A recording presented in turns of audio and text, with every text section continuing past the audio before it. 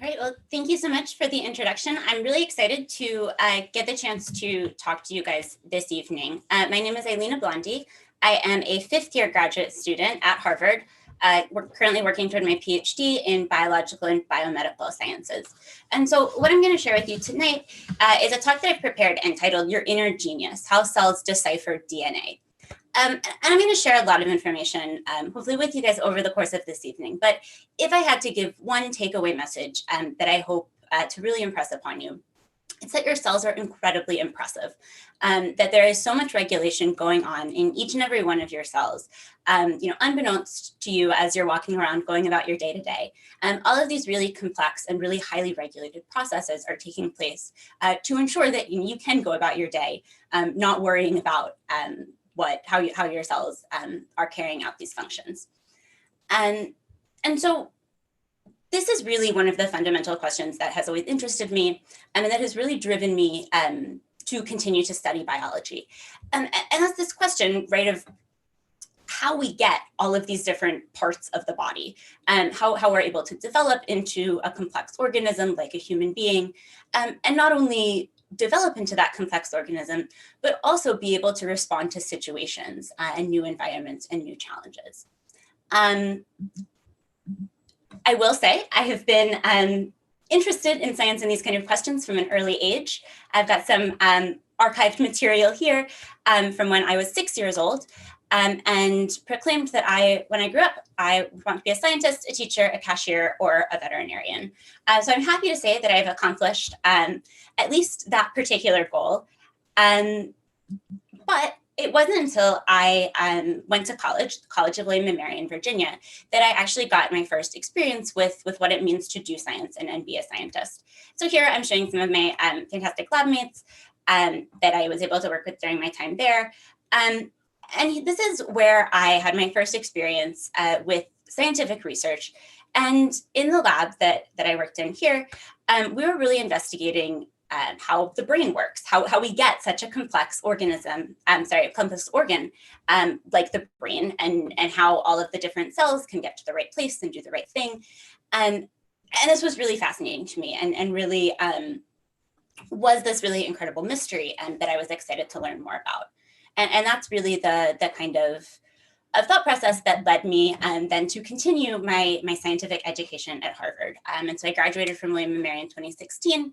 I'm now at Harvard, where I've had the opportunity to be involved in a lot of really cool outreach groups, both Science in the News, which I've been honored to serve as co-director for the last 2 years, and Harvard Prep, a science outreach organization.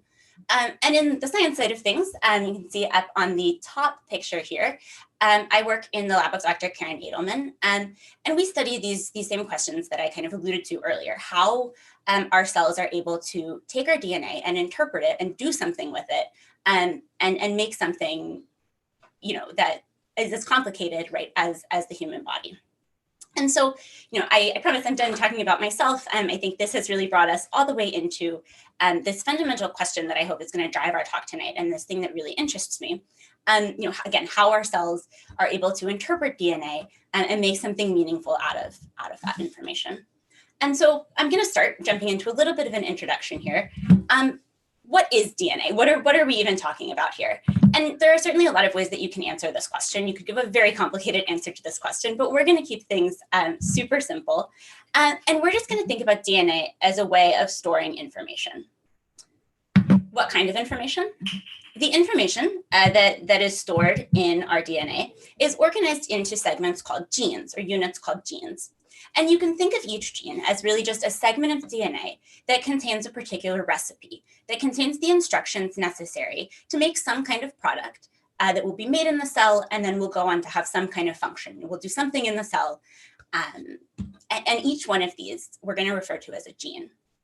So that's kind of our unit of information. And another term that we're going to use when we think about all of the DNA, all of the genes in any one individual, we're going to refer to that as their genome. And so just like we thought about genes as recipes, we can really think of the genome as the sort of master cookbook for an organism.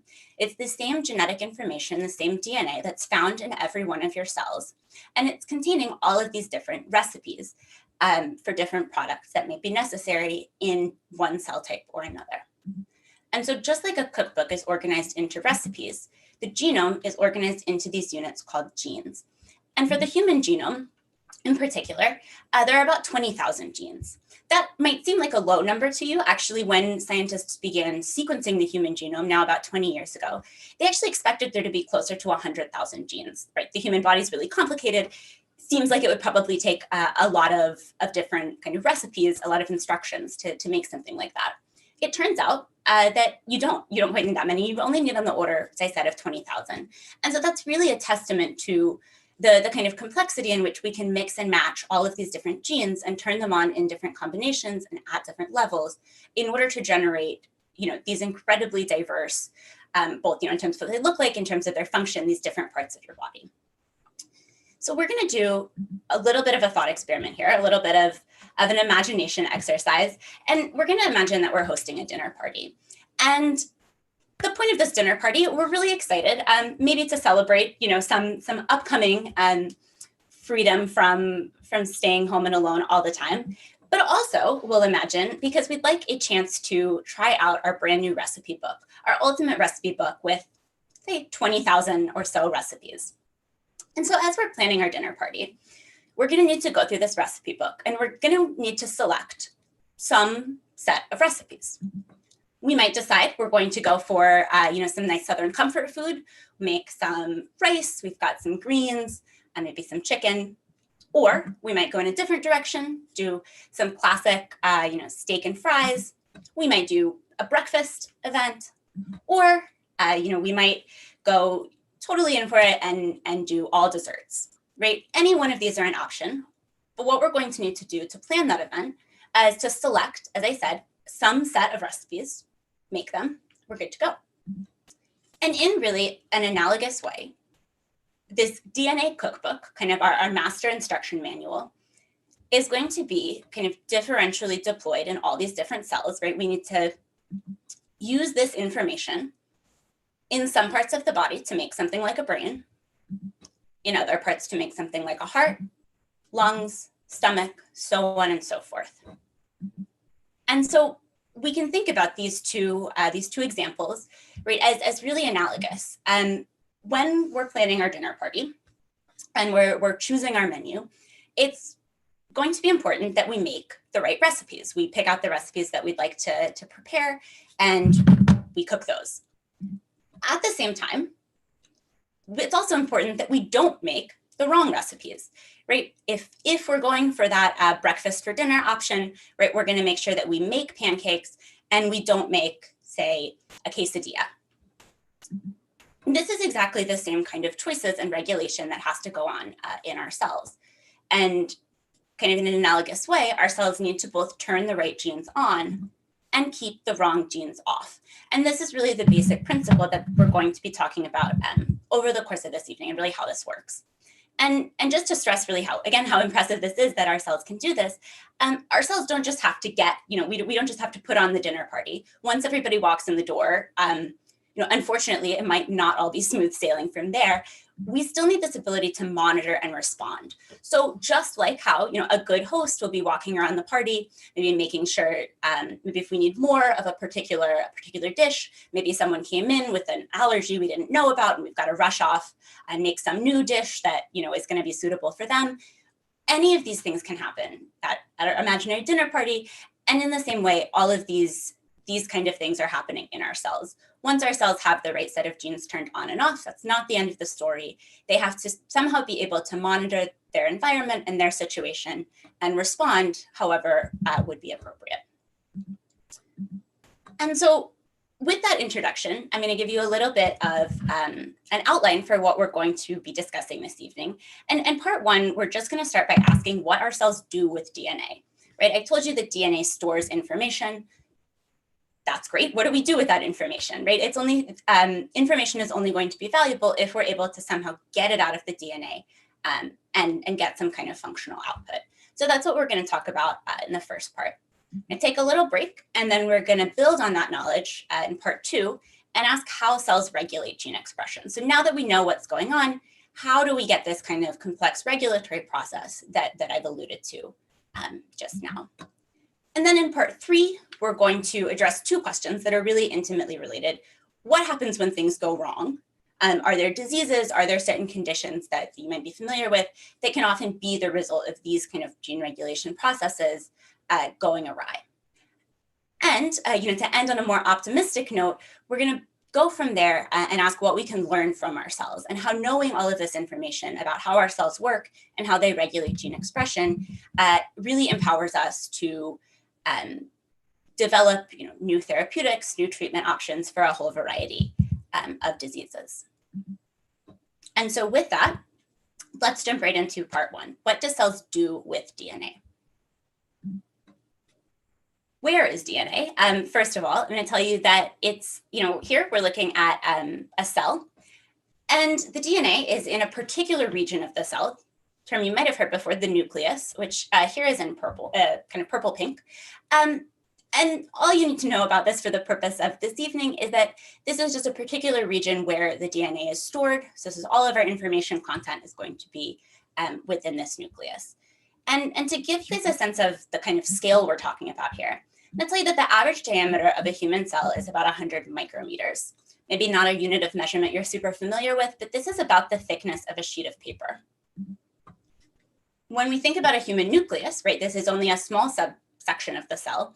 Thinking even smaller, the average diameter of a human nucleus is about 6 micrometers.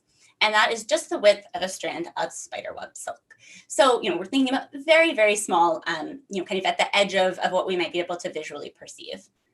And then I'm going to tell you that inside each cell, inside one cell in your body, if you were to stretch out the DNA from end to end, that DNA would stretch 2 meters. Almost 6 feet, and that's a bit taller than your average human.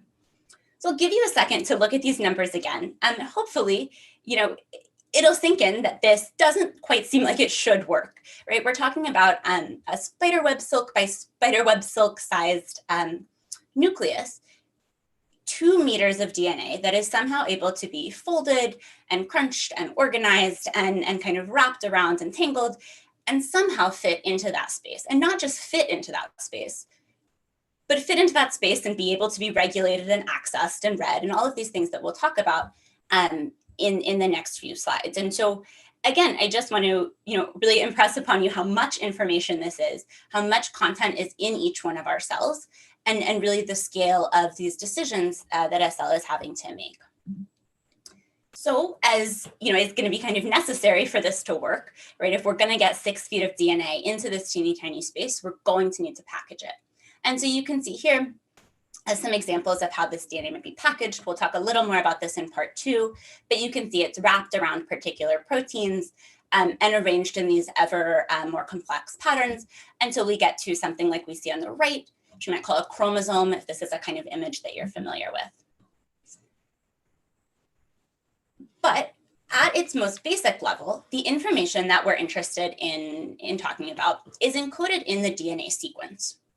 And so I've shown this picture already, this molecule of DNA, and you may have noticed that these rungs along this ladder are in several different colors, in 4 different colors, and these actually correspond to the 4 what we call DNA bases. These are the individual units that are making up this DNA molecule. And so you can really think of this just as letters, like an alphabet, just like you would use letters and sentences to write a cookbook, convey that recipe information.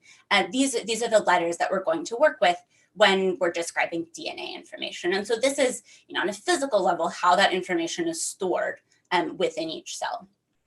And so another thing that you might notice is that in these rungs, our red and yellow bases, our A's and our T's, are always paired with one another.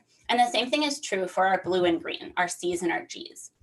And that is indeed true. They're called complementary bases, these bases that we know to pair with one another. And so what that enables us to do is that if we know the sequence of bases along one strand of the DNA helix, we can infer the information on the other strand based on what we know about this kind of pairing. And so what this means on a simple level is that we can take all of this information that's represented in DNA and we can represent it by just a series of letters, A's, G's, T's, and C's. if we were to do this for the whole genome, it would be a lot of letters. The whole human genome is 3 billion base pairs of DNA. And if you were to print this out, that's going to take you somewhere in the ballpark of 262,000 printed pages.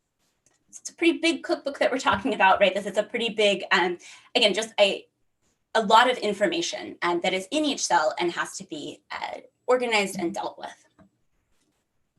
In the same way that you might organize a cookbook with certain kind of symbols or certain markers that are going to indicate to you, say, where a particular recipe starts and where a particular recipe stops, right? It's going to be pretty unfortunate, probably, if you open your cookbook to a random page, start at some random step, and just keep going until you feel like you want to stop, right? You're very liable to get half a recipe for blueberry muffins, half a recipe for steak frites. It's going to be very important, right, as we're orienting ourselves in this information, that we have some sense of what units go together and where a particular gene or recipe starts and stops. And it turns out there are exactly such elements within our genome. Here's something that says, gene 1 starts here.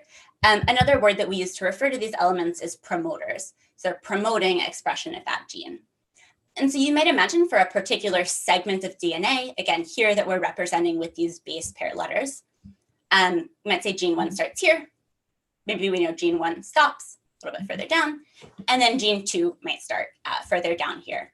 Another thing that I want to draw your attention to super quickly is that you'll notice that these genes don't quite run end to end, right? We have some sequence, even in this example, between the end of gene 1 and the beginning of gene 2. And again, I'll kind of fall back on my cookbook analogy here.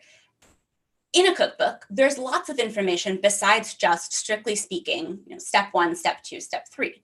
You might have an introduction, say, to each recipe or a section of the cookbook, right, that's going to tell you more information about where that recipe came from, what it might be appropriate for, what kind of event, what it pairs well with, how many people it will serve. And in really the same way, there is all of this other kind of more fine-grained information that is contained in elements that can fall within genes in our genome. And so, again, just to kind of make sure we're all on the same page here, thinking through, we have our genome that's acting like our cookbook, each recipe, where each recipe is going to be a gene. And then we have these promoter elements that are telling us kind of step 1, this is where we start, this is where things get going. But again, I told you that information to start here is only important if there's something to read it, something to interpret that information. And so we're going to talk through here how that information gets taken from the DNA and is able to be conveyed to the rest of the cell. And so what we're looking at here is a segment of DNA. We can see our condensed chromosome in the corner, and we're showing it unwinding until finally we come here at the front to this particular sequence that we're looking at on the base pair level. And this particular element that I'm showing here is one of these promoter elements. So, in the language of our cells, this is a big signal saying that a particular gene starts here. And that is a signal that is going to be recognized by this guy, our sous chef for the evening, RNA polymerase 2. Don't worry about the name at all. He's going to be our little Pac-Man in a chef's hat for tonight. And what he's going to do is when he sees a particular segment of DNA that has this particular sequence, he's going to lock onto the DNA and kind of transit through the segment of DNA, generating something called messenger RNA. You can see here that this is, matching base pairs to the DNA template. So we're taking the same information, right, from the DNA. And this RNA polymerase is basically, in this process, we'll say called transcription, basically making what we can imagine is this kind of index card or this handy pocket recipe for a particular recipe of interest, right? So the way we can think about our DNA as this giant recipe book that has, again, all of our everything we could possibly hope to make. When this polymerase jumps on to make our messenger RNA, that messenger RNA is going to be something more like, again, this shareable, nice, compact, portable recipe card that contains all of the necessary information. Here, all of the ingredients and steps to make this particular recipe. But it's just this one that we're interested in, pulled out of kind of this big mass of information that's the rest of the genome. So we won't get too much into the nitty gritty of this, but I will tell you, just to get us all the way kind of to the end of this process, that these messenger RNAs then travel outside of the nucleus, and they're translated into proteins by cellular machines called ribosomes that are shown kind of in orange here. And again, we don't need to go into the details of this process, but basically to say that this mRNA code is then able to be, again, translated.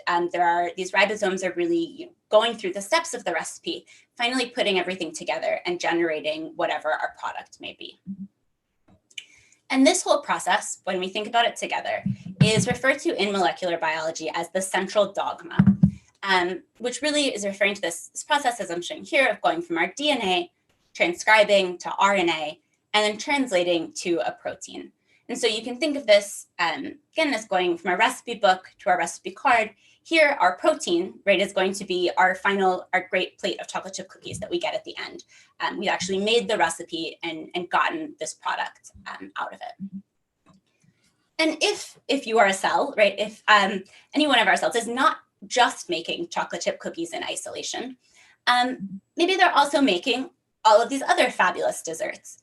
Maybe different genes, this whole array of specific genes as being expressed. And when we have all of those genes expressed in any particular cell, that is what is going to make us, a dessert buffet, or any other cell type that is relevant. So the genes or proteins that are expressed in a cell are what's determining its cell type. And so we can think about this, again, really broadly. We can think that brain cells need to have brain genes and brain proteins turned on. Heart cells need to have heart genes and heart proteins, so on and so forth. But what that is based on, is these things that are being selectively expressed in a particular cell. So to bring that to a little bit of a close with a recap, I'm going to say that what I hope we can come away from this is this idea that the human genome is 3 billion base pairs of DNA organized into about 20,000 genes, lots of information.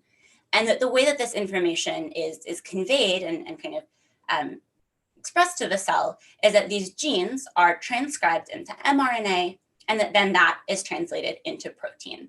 So we've kind of laid the building blocks here. We'll take a little bit of time for questions, a bit of a break, and then we'll really build on those kind of initial concepts. And I'll talk to you some more about how we start to toggle these knobs and actually make these regulatory decisions.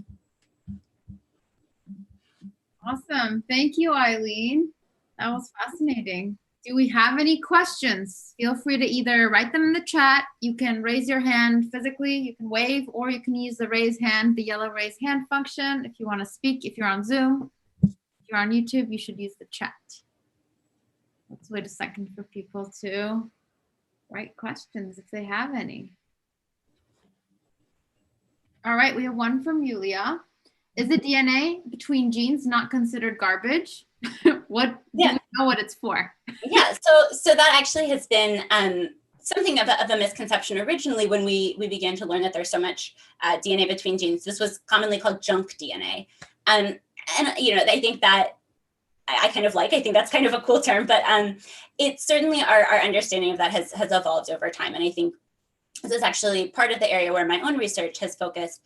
We're starting to appreciate more and more functions for this previously, this DNA that we previously thought was unimportant. So some of it we know is involved in helping to regulate, these what we call enhancer elements, and these will help to promote expression of a particular gene. We also can have some elements that are involved in actually positioning the DNA in really three-dimensional space. And so that and much more, and I'm sure much more still to be learned about the kind of the function there.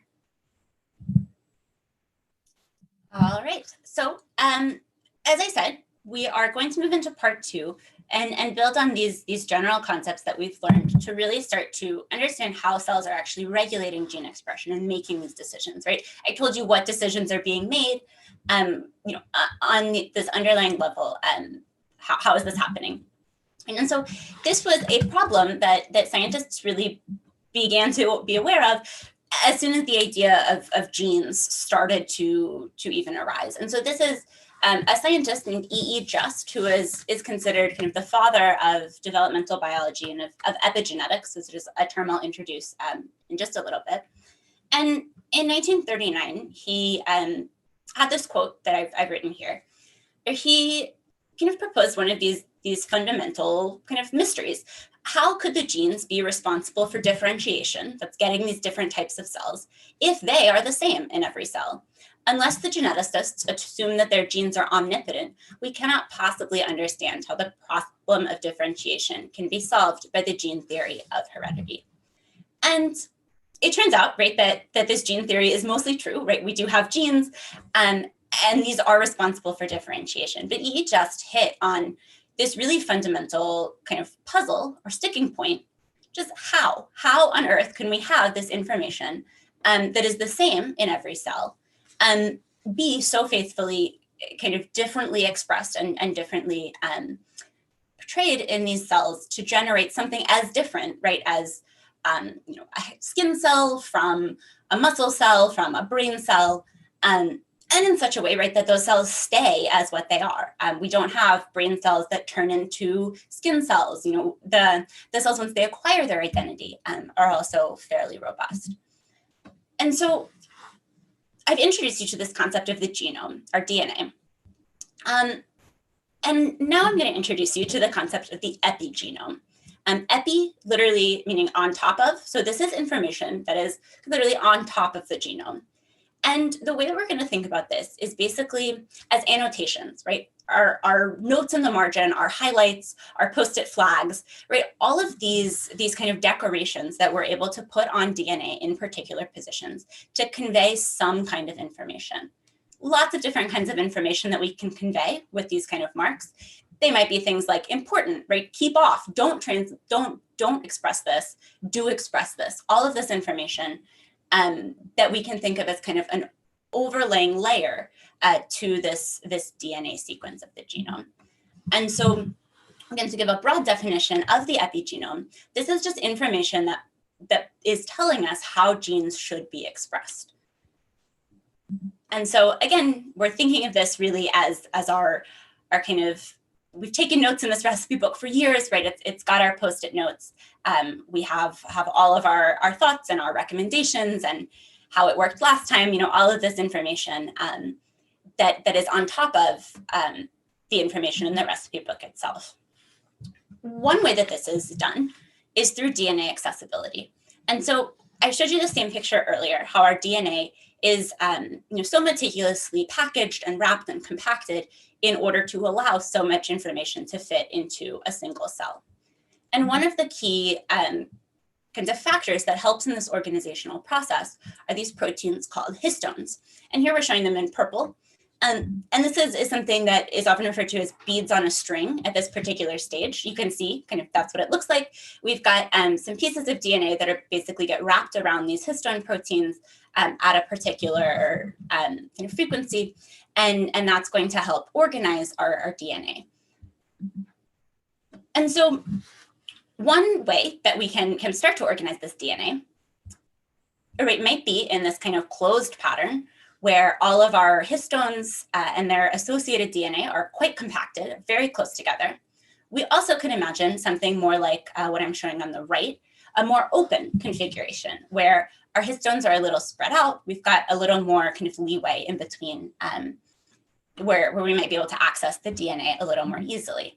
And so if we bring back our sous chef, we can see kind of quite physically what is going to be the outcome of each of these cases. If we have a region of DNA that's very closed, very condensed, when our chef tries to get in there and start transcribing his copies, he's just not able to physically access that DNA.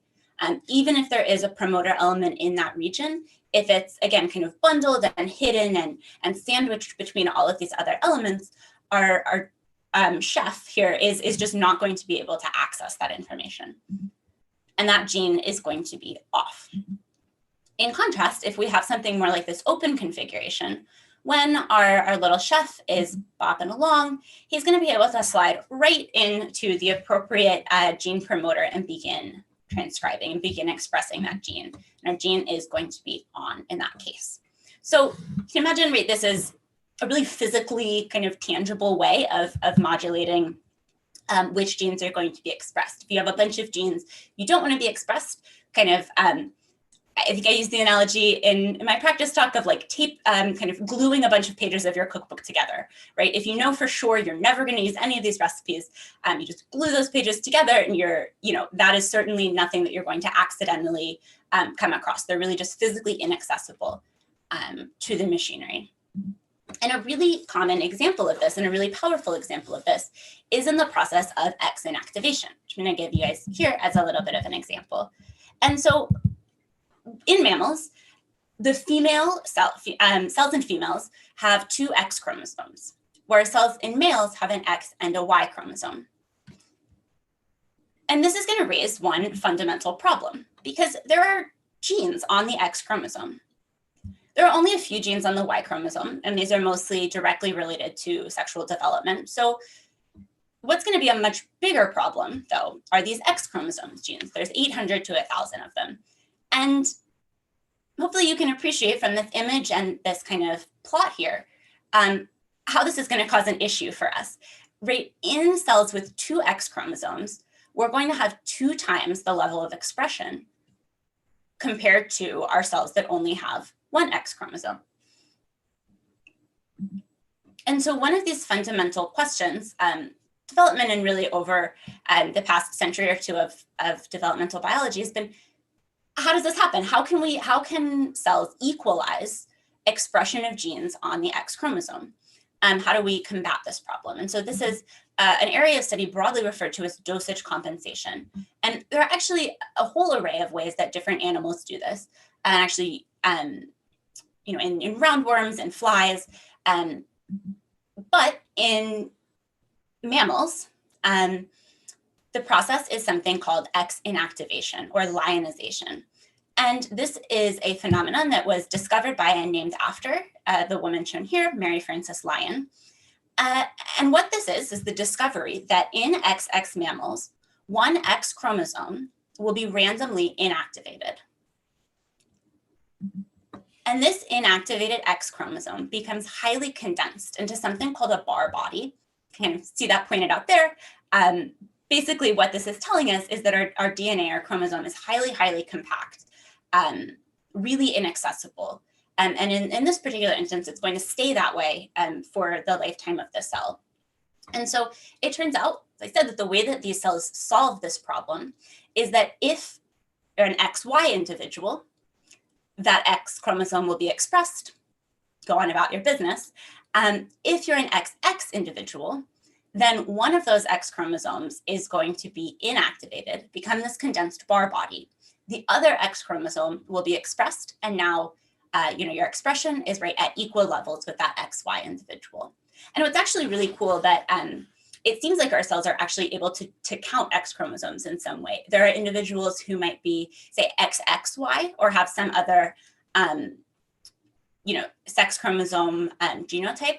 And it turns out that if you're, or say, XX, whatever, the cells are able to preferentially kind of inactivate all but 1.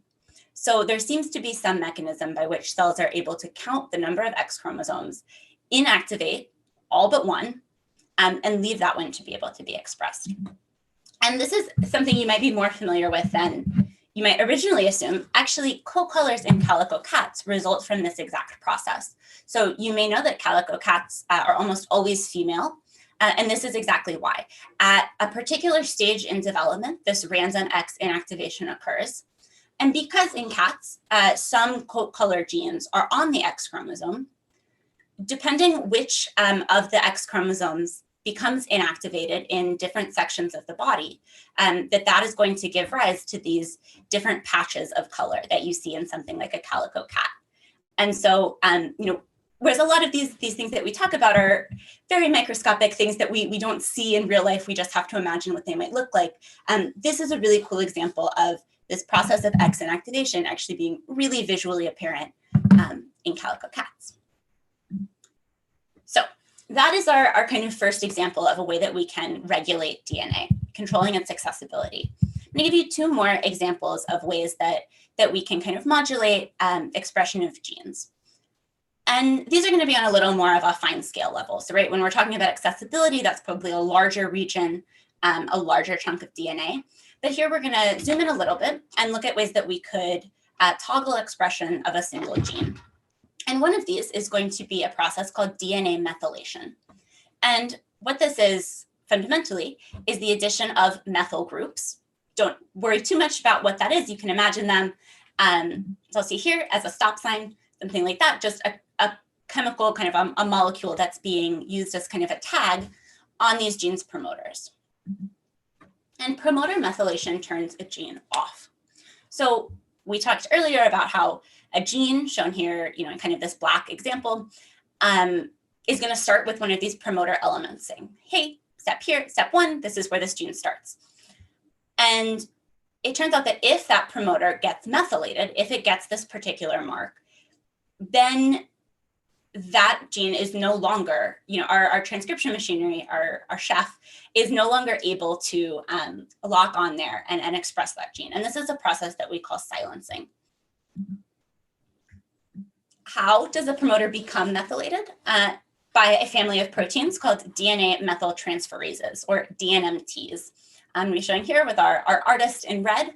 And so basically these are proteins that are able to go around the nucleus and interact with different segments of DNA, and they're able to deposit this mark at particular gene promoters.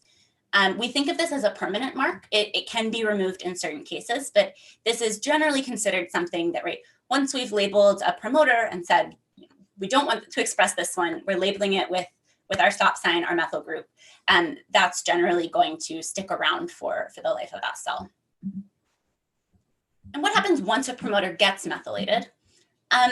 First, as I mentioned, it's going to prevent transcription, right? Our Pac-Man sous chef is no longer, he recognizes that sign, that stop sign, turns right around, right, and says, never mind, actually, we're not going to express this gene. Let's move on to something else. On top of that, this mark can be recognized by other proteins, which we call reader proteins. And those will then trigger additional DNA compaction. So these levels of regulation actually can work together to really emphasize one another, right? So if we start, a gene promoter gets methylated, that's going to stop transcription. It's also going to bring these other proteins in that are going to further crunch up that region of DNA, further compact it, make it more inaccessible, and that will make it even less likely that those genes are transcribed. So that's a mechanism by which we can really reinforce these decisions that the cell is making, and really say, okay, well, we're gonna give it this label, but we're not quite so sure, we don't trust that you won't make a mistake. So we'll do the label that says, don't express this. And then we'll actually, come in and really put it all the way out of the way. So it's not even tempting. It's these levels of regulation that are able to ensure, in this case, that something gets turned off very permanently. And we're going to talk about one more kind of example of gene regulation, or a kind of mechanism by which genes can be regulated. And that's going to go back to those histones that we talked about earlier, those proteins that are organizing DNA. And the mark that we're going to talk about this evening is one called histone acetylation. Again, don't worry about the term itself, just that this is going to be our green thumbs up. And the acetyl group is just another chemical group that's being added to these proteins. So I told you that these histones function to organize DNA, right? DNA is wrapped around them, but they can also act as these really cool kind of signaling hubs, because it turns out that all of these little components that make up each histone have these long, flexible tail regions, which you can see labeled here. And so hopefully you can appreciate how this could be really powerful. We have this protein with these long kind of flexible tendrils that can interact, can really be like waved around as this signal to be interpreted by, anything in the vicinity. And so if we put some kind of signal on these flexible histone tails, that's going to be a really powerful way to convey information about this DNA that it's associated with. And there are lots and lots of ways that we can do this. And this is far beyond the scope of tonight's talk, but I'll say a couple, very general examples of the way that we can encode information could be by the type of modification. So we're talking now about histone acetylation. You can also methylate, you can samoylate, tons and tons of options. Here we've got our star and our heart. Information can also be conveyed by the decision of which tail is modified. So this is, we're not just making the decision of what mark or what sign to put up, but we can also make decisions about on which tail that is located. And that's going to express different kinds of information to the cell. We can also convey information by the position of the modification. I told you these are pretty long tails, so there's lots of different positions along the length of the tail that can be modified with these different modifications. And there's actually, in many cases, a difference in the way that that information is interpreted if it's located at one position versus another. And the final way that I'm going to say that we can convey information is through different combinations of modifications, right? So you can imagine we have all of these tails and we have all of these different combinations of marks in different positions. And when the cell gets all of that information together, that's, all information that the cell is able to use to help make decisions about whether the associated gene will be turned on, kept off, so on and so forth. And the one that we're talking about tonight, histone acetylation, is this addition, as I said, of an acetyl group to the histone organizing DNA. And this is a mark that we typically see at or around active genes, genes that are being turned on, that are appropriate to be expressed in that cell type. How do they get acetylated?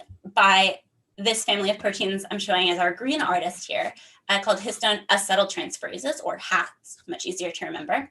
And these HATs are analogous to the DNMTs, that I showed just a few slides ago. These HATs are going to go around the nucleus and they're going to mark particular histones with this acetyl mark.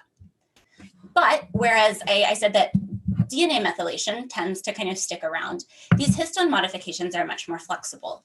And so they can be removed, and particular histone modifications are removed by a family of proteins called HDACs, or histone deacetylases, which I'll show here.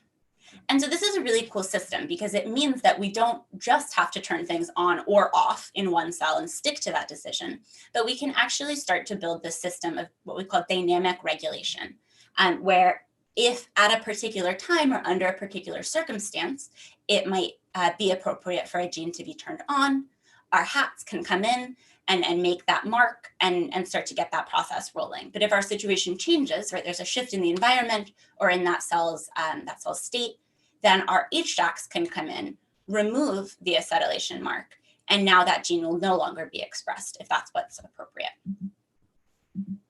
And then beyond that, these acetylated histones can interact with reader proteins. And our reader proteins in this case are going to be a family of proteins called BRD proteins. And these are proteins that preferentially interact with acetylated histones. So once this mark has been deposited, our HAT has set it down. Now these BRD proteins that are also just floating around, hanging around the nucleus, scoping out new sites to interact with, once he's in the vicinity, our BRD is going to interact with this histone now that it's been acetylated.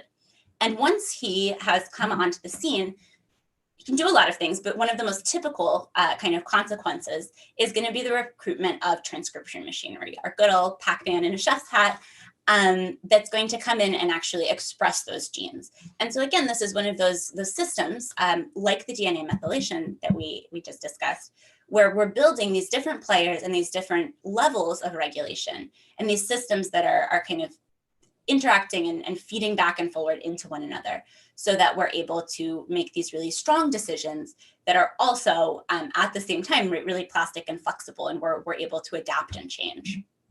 And so that will bring our second section to a close. I know I threw a lot of information at you. We're going to put a lot of it into practice and into context in the final part of my talk.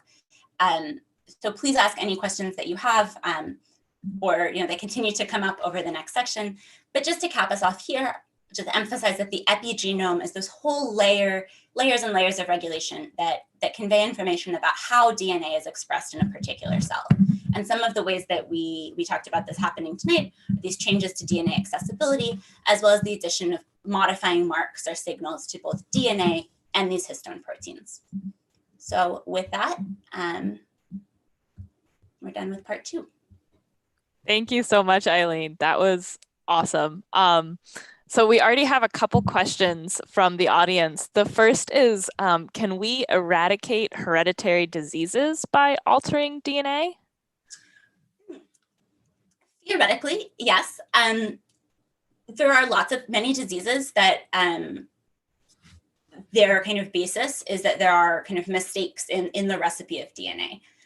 So you could imagine, right, in your chocolate chip cookie recipe, if there's a typo that tells you that instead of baking at 400 degrees, you should bake at 40 degrees, right, that's going to cause a pretty big issue. And we're really not going to get the kind of cookies that we want. So, broadly speaking, lots of diseases and hereditary conditions can be thought of as these kind of typos, right, in DNA. And for cases like that, in many cases, we can go in and use new techniques to actually edit and change those bases back to what they should be. It's often, unfortunately, a little more complicated than just going in and making that change. One thing you can imagine, right, is if it's in a gene, say that was important for getting your body to develop in kind of the right ways and kind of was important for getting the right pattern of cells in the right places, right? If we go in when you're an adult and we make that change, in a case like that, unfortunately, kind of the damage has already been done, so to speak, and we kind of can't necessarily, just by changing the DNA, we unfortunately aren't able to fully circumvent kind of the effects of a mutation like that. But in lots and lots of cases, we can. It is becoming more and more common, as we learn more and more kind of ways that we can intervene there. That's super fascinating. Thank you. And another question that we saw is making bar bodies how cells prevent non-disjunction. And then maybe, at least for my benefit, what is non-disjunction?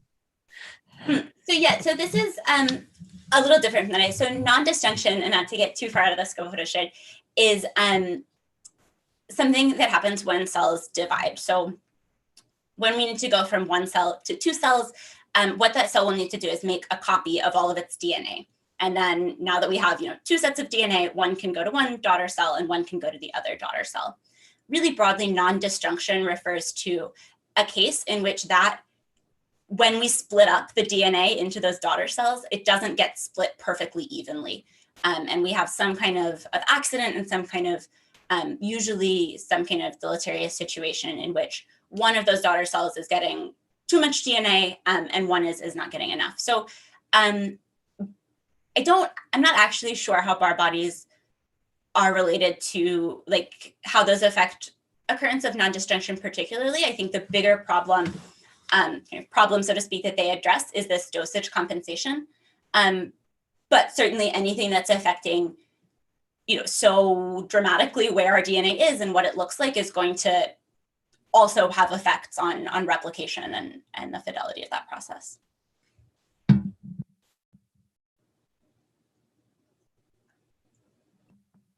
Awesome. We have more questions. I will ask one of them. When exactly do ionization and methylation happen?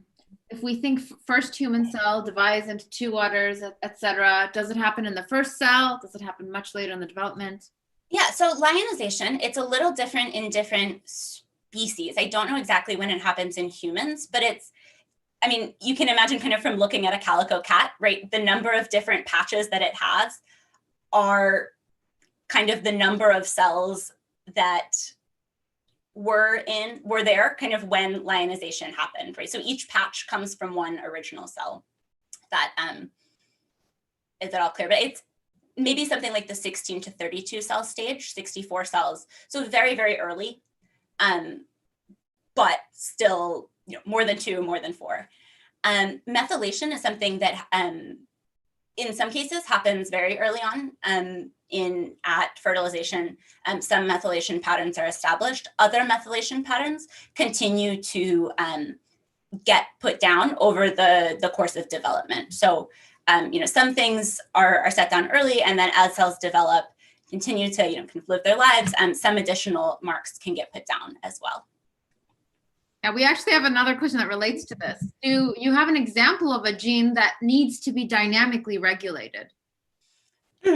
Yeah, absolutely. So one that is kind of a classic example is this family of proteins called heat shock proteins. These are really well characterized in flies and some other animal systems that people study. And exactly as kind of the name suggests, these are genes that have evolved to help a cell deal with heat shock. So you can imagine when a cell gets super hot super quickly, there are processes that it's going to want to put into play to protect itself, to respond to that situation. And so what we know is that in a lot of cells, these heat shock proteins are not normally expressed, but we actually have machinery that's kind of geared up, waiting kind of in the vicinity, like to be on call almost. And then when those cells do encounter this kind of signal, then that machinery is really able to jump right into gear and quickly make that protein and enable that response kind of to a situation like that. I love that emergency recipe. Also, the other question is, when and where is the sous chef coded, or where does it get created? Yeah, and I think you're hitting onto how this all gets much, much more complicated. That all of these, the sous chef is a protein. And it's actually a protein, a bunch of proteins kind of interacting with one another to all of that machinery. But that and all of these other proteins that we talk about, right, are themselves the products of a gene getting transcribed and then translated. So we really have this ultimate kind of feedback loop where these genes are being expressed, and then the proteins, these protein products, are actually going back into the nucleus, and they're actually carrying out these roles of cooking and writing and labeling and all of these various other things. Yeah, really cool. And we have another question also. So you mentioned the suppression of X chromosomes when more than one is present. Is there a similar mechanism when more than one Y chromosome is present? Yeah, not anything to that degree. The Y chromosome only has about 60 genes, I think on the order of 50 to 60.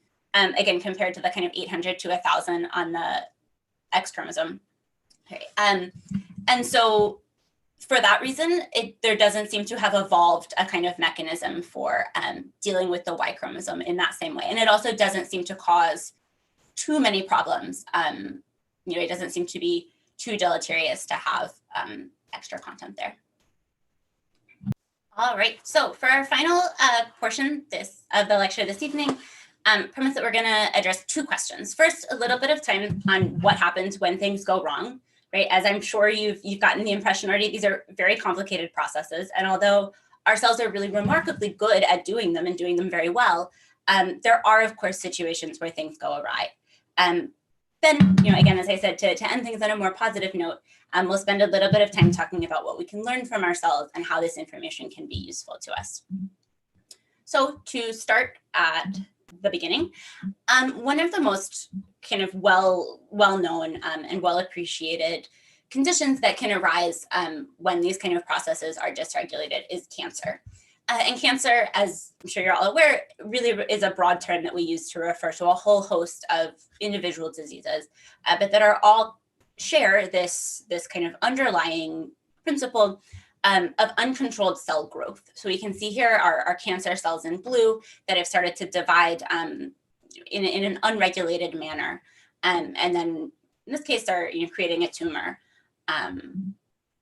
And this is a process, as we can kind of track at the top as we go from normal cells to tumor cells, that we know to be accompanied by significant changes to the epigenome, and specifically to these DNA methylation and histone acetylation patterns that we just talked about in part 2.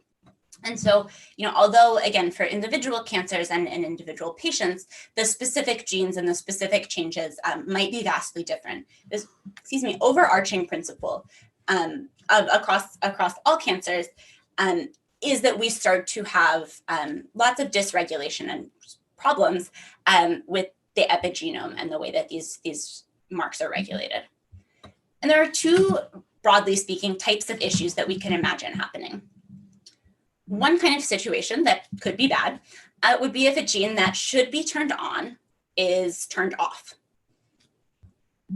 The flip side of that could also be a very bad situation if a gene that should be turned off gets turned on. So we're going to walk through an example of each of these, but to start with this first example, what happens when we turn off a gene that we should be expressing in that cell? And so the example that I'm going to share with you tonight is about a gene called MGMT and what happens when its promoter gets methylated. And so MGMT is a gene I'm showing in purple here, and it encodes a critical DNA repair protein.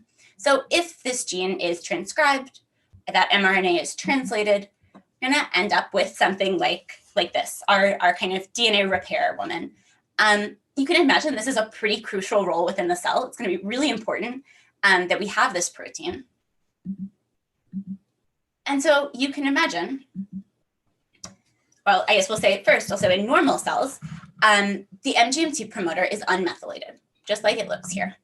And so nice and easy for our sous chef to pop in, transcribe this gene, we get our DNA repair protein, and kind of the cell is happy and goes on. In some cancers, the MGMT promoter becomes methylated. Our DNMTs have come in and they've deposited this mark at this gene inappropriately, right? This is not the ideal situation for the cell, but something has gone wrong and this mark has ended up here. And this is going to cause some problems. Our guy's going to come in, excuse my choppy animation there, but he's going to be unable to interact with our promoter sequence. And as such, in this case, MGMT expression will remain off. And without MGMT, the cells can begin to accumulate more and more DNA damage, right? You can see why it can be so critical for even one or two particular genes to be expressed at the right level in a cell. When we don't have, here, our DNA repair woman, you can imagine things starting to spiral even more and more out of control. And more DNA damage can accumulate and we'll have kind of just more disruption of these processes.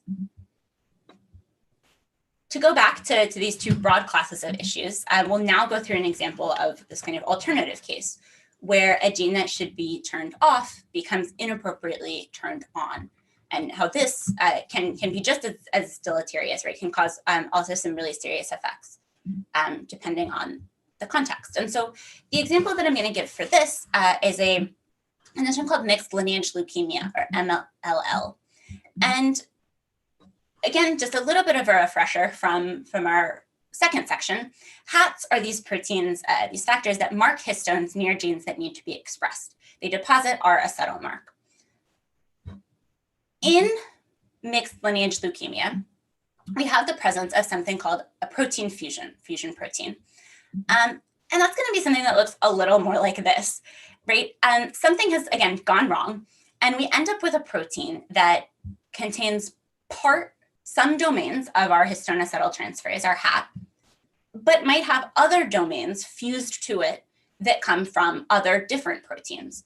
You can imagine, again, this is like something goes horribly wrong in the kitchen and, your bowl of again, cookie ingredients, gets dumped in with your bowl of ingredients for something else, right? And so what I want to emphasize here is that this fusion protein that comes out of the situation still has this paintbrush, it still has its ability to mark histones, but now it's under the direction, the kind of guidance of this inappropriate, mistaken fusion partner. And so if we imagine, here are just a bunch of floating histones, in real life, these are all attached to the same molecule of DNA at some point or another. But just imagining, how these might be marked in a cell. Just imagine in a normal case that our HAT, let's say, is supposed to interact with these three central histones and deposit its acetyl mark. And so while this may be true in a normal case, our MLL case no longer has, the same reasonable and well-directed HAT. Instead, we have our acetylation ability, but it's coupled with this kind of inappropriate driver, really. And so we can imagine that in this case, we end up with inappropriate acetylation. The wrong histones get marked because, again, our guidance system is really messed up. And we end up with, here, a situation in which now when our reader protein, here, BRD, comes on the scene, it now may inappropriately interact with, say, this histone, which, if you'll remember, if I go back to this first example, in a normal case should not have even gotten this acetylation mark in the first place, right? But once it gets inappropriately marked by something like our fusion protein, that then BRD1 can inappropriately, again, interact and recruit its old friends, RNA polymerase. And so when the wrong genes get marked, this can lead to a situation in which the wrong genes are expressed. And this can, again, depending on what those genes are, present a really negative situation for the cell. But I think we can find some lessons in that nonetheless. And so with the last little bit of time we have together this evening, I'm going to switch a little bit and talk about what we can learn from our cells. And so really just one last kind of indulgence in my analogy here. Imagine, right, when we follow this recipe, we make our beautiful plate of chocolate chip cookies. We're happy, everything's gone great. That's fantastic. What about when things don't go so well, right? What happens when we get something a little more like this burnt, chewy mess that I'm showing here? If we want to solve a situation like this, it's going to help us significantly if we understand a little bit about how the recipe works and how it's put together, right? Probably most of you in the audience would have a great first plan of attack at how to fix a cookie recipe that was giving you these kind of cookies, right? Your intuition is probably going to be that we should change the oven temperature, change the amount of time it gets baked. Maybe you have a couple ingredients that you think might be particularly at fault here, right? But you're not going to change how many chocolate chip cookies you put into the recipe. And you're not going to decide that now you need to make sure that you beat the eggs, really, really for an extra long time. You already have this kind of knowledge based on your experience cooking or your experience watching other people cook or eating cookies, right? That's telling you that there are certain kind of interventions that you can make to change the outcome that are going to be much more likely to be successful than if we just kind of go in randomly and start just trying to throw things at the wall and see what sticks. And so, again, really in this general way, I want to express as kind of saying that when we know more about how our cells work, we can do a better job of fixing problems. So, all of this really comes together in this desire to develop new things to help people and to make people better and happier and live longer lives. And so it really knowing how our cells work and knowing how these processes are taking place is really fundamental to that possibility. And so just to go through 2 quick examples of directly related to the content that I've shared with you here today, again, in terms of treatments for cancer and novel therapeutics. And so one class of therapeutics that has been approved for certain cancers is DNMT inhibitors. Those include azacitidine, cytarabine, which you may know by their trade names shown here.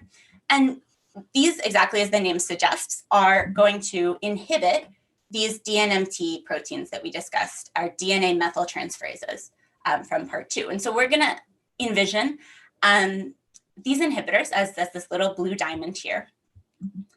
And let's see what's going to happen when we put these into a cell. So I set up, right in our example, this situation in which genes were becoming methylated when they shouldn't be. That was causing us to lose expression of these really important DNA repair genes. If we want to go in and solve that problem, right, how is a DNMT inhibitor going to help us do that? So let's imagine we put these in the cell, and it turns out that what these inhibitors do is actually incorporate into the DNA. And so they're going to become associated with our DNA. And then we're going to wait for one of our DNMTs to come into view. These DNMTs, right, these are our red paintbrushes that are laying down our DNA methylation mark. This one's going to come right over here, get ready to interact with this promoter. But instead, this is going to trigger the activity of this inhibitor, and it's going to ultimately result in our DNMT protein becoming kind of locked in place and unable to carry out its function. So it's not only not able to effectively mark this gene, but after it's kind of gotten stuck there for a while, other proteins may come in and degrade it entirely. And so these DNMT inhibitors are able to take advantage of our knowledge of this situation and act, in this case, kind of as a kind of trap mechanism to really sequester these kind of molecules. And so you can imagine in a situation where genes are being shut down that should not be, if we can alleviate that by targeting a molecule like this, using a molecule like this to target DNMTs, that could be a really valuable point of intervention. So these DNMT inhibitors prevent DNMTs from working. And as I said, that can be a really powerful way to counteract this cancer-associated gene silencing in particular situations. And so it's currently approved to treat myelodysplasic syndrome, MDS, and is also used to treat acute myeloid leukemia. And so these are, it's certainly being investigated in a wider range of cancers and conditions, but these are just a few examples where the specific approach has been found really valuable. The last example that I'm gonna give to you guys tonight is a little bit of a different flavor of story with our hats. And it turns out that it's actually been really hard to develop a drug to inhibit hats. Scientists are working on it, we're getting closer, getting better. But it's been, although these have been a really kind of interesting target and people have really wanted to target these in cancer and other diseases, it's been really difficult to find drugs that can do that effectively without causing huge off-target effects and other problems in the cell. But this is yet another place in which our understanding of this, these mechanisms and how this regulation works actually is going to present a really powerful way to circumvent this difficulty. And so as I showed earlier, this is based on some of the figures that I showed in the second part of my talk, that hats are not acting in isolation. We not only have these hats that are depositing acetyl modifications, but we also have our HDACs that can take it away. And on top of that, we have our reader proteins, our BRDs, that are specifically interacting with acetylated histones and usually triggering some kind of downstream consequences. And so this presents some really nice opportunities.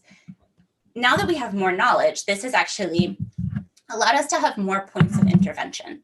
So although we can't directly target our hats, it turns out that researchers have been much more successful in developing HDAC inhibitors as well as BRD inhibitors. And so the way that these work and the context in which they're going to be helpful, it's going to be in specific cancers and specific cases that are going to differ, by how these different levels of regulation are interacting. But I hope you can appreciate how powerful it is with this greater understanding of the system and the ways in which these different actors are kind of interacting with one another to give us this ultimate gene expression or no gene expression. And as we continue to learn more in that space, we're able to now take advantage of that in developing these new kind of drug therapies that can get around some problems that we might have had. And so to kind of briefly summarize this last section of my talk, I'm going to show you that cancer is characterized by dysregulation of the epigenome. And this, again, can look very different in different cancers, but is generally wrong, is dysregulated from the normal state of the cell. The recent therapeutics have been able to target these processes at really specific stages with the goal often of restoring normal genome function. And so this is certainly an area of lots and lots of active research by many groups. And I think will be a very fruitful kind of avenue of discovery. So I don't know if we want to do questions. I just have questions now, or I have like one final slide. If we want to do questions at the end. Let's do one final slide and then we'll do all the questions. Cool. Yeah, I feel like silly coming back for a two slide slides after the break. So I'll just kind of conclude, first of all, by saying thank you to all of you for joining me here tonight and for listening to my presentation. Just to give us a little reminder of where we've been. Right? We started off by really asking what cells do with DNA, what do we do with this information? We built on that to discuss how gene expression is regulated, and then just hit on a little bit both what happens when things go wrong and what we can learn from our cells. But fundamentally, I hope if you can come away from this evening with one message, is that your cells are really impressive, that all of these decisions and all of this regulation, again, from a really almost incomprehensible amount of information that's being organized and distilled and really expressed in a functional way, again, that's what enables you to exist and to walk around and kind of have all of these different parts of your body working. And so that has been something that has continued to blow my mind as I've continued in my scientific research career. So I hope I could blow your mind a little bit with this information tonight. And of course, huge thank you, not only to everyone in the audience, but to Science in the News and our funders and supporters.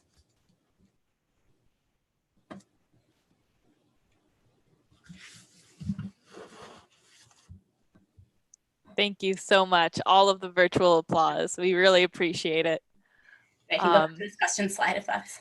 Yeah, that's great. And we do already have some questions coming in from the audience. I do just also want to ask everyone to fill out a quick 1-minute feedback form about this talk, which you'll find in the chat link wherever you're watching.